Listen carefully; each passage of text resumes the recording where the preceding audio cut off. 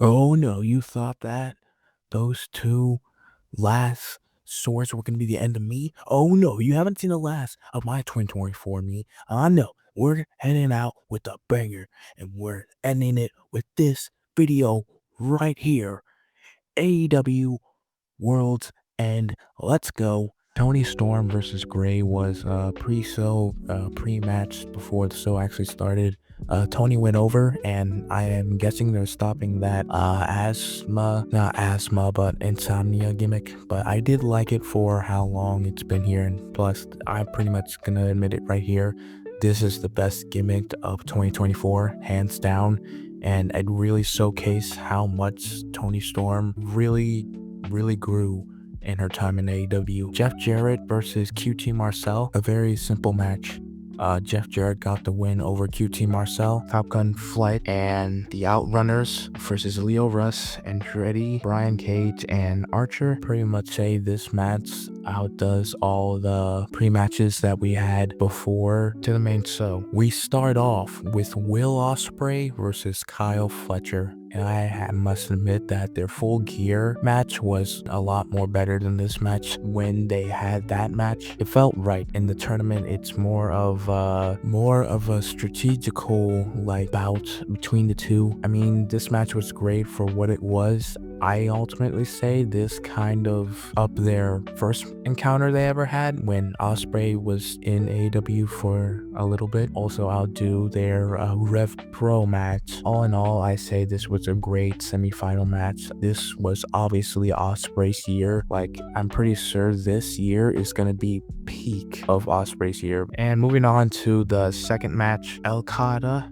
versus Ricochet. And I know Okada is the Continental Classic champion because if I'm being honest, I kind of forgot about it for half of the year. This match had Ricochet being the slept on person of all time. And, I think Ricochet and his time here at AEW so far has been not as good as it could be. And Okada came away with the win on this one with the Rainmaker and the spinny tombstone and swerved through toilet paper at him. And if I'm being honest, Ricochet should count as lucky numbers because you can save yourself like 94 cents with that. So the third match, and this was for the women's championship. It was a street fight between Thunder Rosa and Mariana May, and I have to say I also completely forgot this was a championship too because well, the TBS Championship has really been the star show of AEW, and I don't have anything against Mariah May and what she's doing as women's champion. I just think that her reign isn't really a great start so far.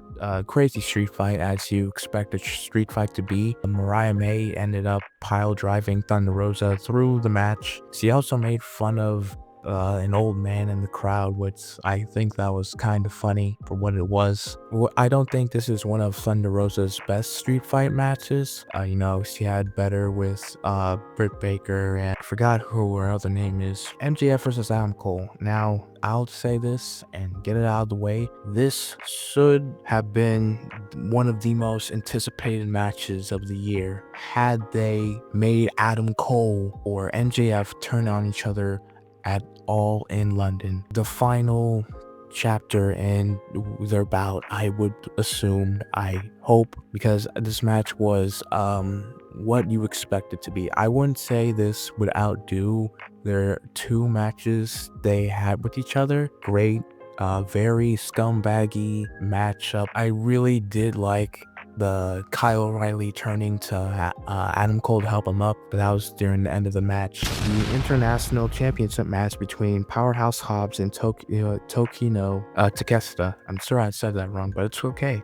This is one of those matches where it's the breaking down the big man sort of trope where Takeshita really just had to focus on a Powerhouse Hobbs' legs early on in the matchup. I pretty much say that this match had Powerhouse Hobbs look more of like a unit than I have ever seen him been a unit before. Takeshita ended up retaining. Mercedes Moné versus Chris Statlander. Now, I'll admit, this was like the match of the card. All right, Chris Statlander, the skin on her teeth close to the TBS Championship. Great job to the finish because it made Mercedes look so panicked to put her away before she could get any more offense in. And I think, damn, it was a great performance between these two. We have the finals of the Continental Classic. Kazuchika Okada versus Will Ospreay.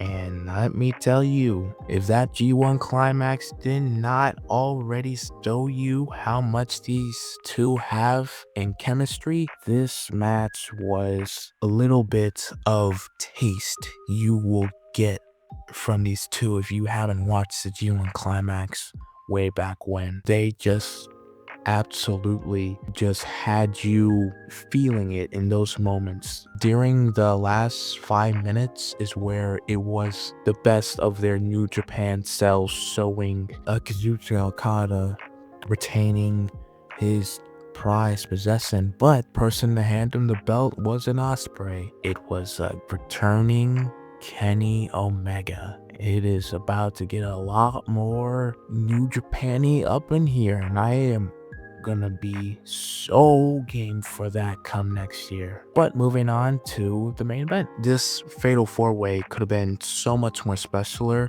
had the Blackpool Combat Club not keep interfering for whatever reason. And I really hope, because we're coming into next year, as we obviously know, that this doesn't become a huge trend, because if this keeps coming up, it's gonna start being the whole interfering game thing, and he only wins off of that. And if I'm being honest, it makes him look like a crappy champion, and he can't do it on his own. Like, interference is good for some things, and interference can be good for like special moments, ooh-ah sort of stuff. But when it's a recurring factor in big matches like this, it makes them feel very demoralized and very predictable. Jay White taking the pin on this one was very shocking to me. Even though the main event was a somewhat of a shit show, the final moments, FTR return, and that's not all. Trivia healed Adam Copeland has returned, beating up Blackpool, and I hope that this leads to something exciting. Jon Moxley's reign in this version of him has not been the most uplifting thing. Genuinely hope that Adam Copeland, FTR, can bring some variety back to the World Championship picture. Want to thank you all so much for watching, and I will see you next year. Get it? Because, 2024 is going to be over, and next year's 2025. Yeah, okay, anyway. Stars unite.